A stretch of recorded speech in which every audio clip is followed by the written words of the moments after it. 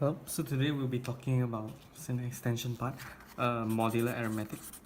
So this is particularly important when we let's give an example of modular arithmetic. Let's say, suppose we have a clock. It's a rather terrible drawing, but let's say 12, 1, 2, 3, 4, 5, 6, 7, 8, 9, 10, 11. As you can see, the numbers cycle from whatever this is, cycle from 1 through 12, and it returns back to 1. So there is no number such as as 1 goes to 2, 3, 4, so on until 12. It repeats back to 1, 2, 3. There is no number 13, 14, all these. So that's why when we say, suppose we have the value 15 and congruent to a mod 12, modulo 12, we mean modulo 12 because this is the clock and it's modulo 12, we will get the value 3 because 15 equals to 3 mod 12, which makes sense because when we go cycle 12 and then you add another 3, we turn out another value 3. So basically 12 plus 3 equals 15 in our case of modulo 12. Let's say for something like 16, 16 or 17, whatever, and then this will come out to 4 mod 12 and 5 mod 12. And this is a very easy deduction when you, if I were to do this, 15 divided by 12, the remainder of it.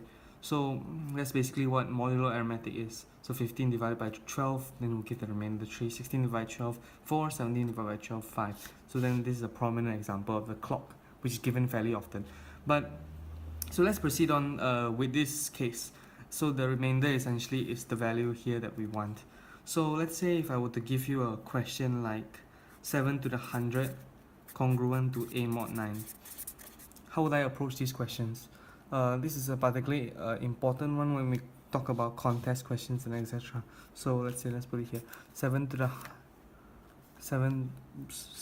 100 remain divided by 9 and the remainder of that.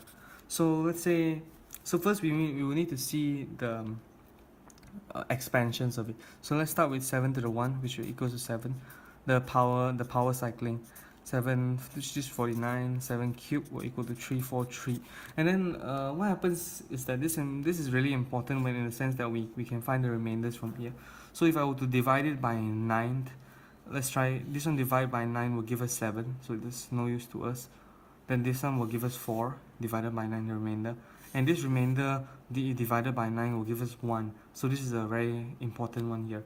So if I would take 7 cubed, since 7 cubed congruent to 1 mod 9, and as you can see from here, 7 cubed 7 to the 100 is 7 cubed times 33 times 7 to the 1.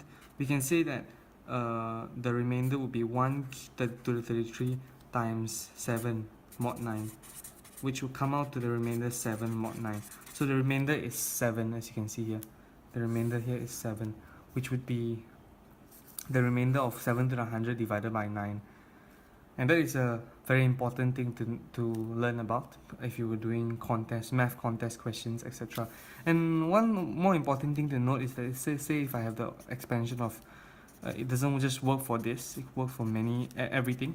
So if I were to see the cycling of 3, because this is just a closer one, so 3, 4, 3, if you notice the n numbers here, this means that the remainders of these numbers divided by 10 will equal the same thing. So if I were to say divide this by 10, I will get the remainder 3, since 0 is a multiple of 10, so 0 times 10 plus 3, this will be the remainder. And this one, 2, 4, 3, 24 times 10 plus 3, which gives the remainder 3. And this cycling goes on and on for every 4, as you can see, 1, 2, 3, 4, 4, and then 3 to 5, 3 to 6, 3 to 7, 3 to 8. It keeps going on with the repeats of 3, the value 3. Even for any value really.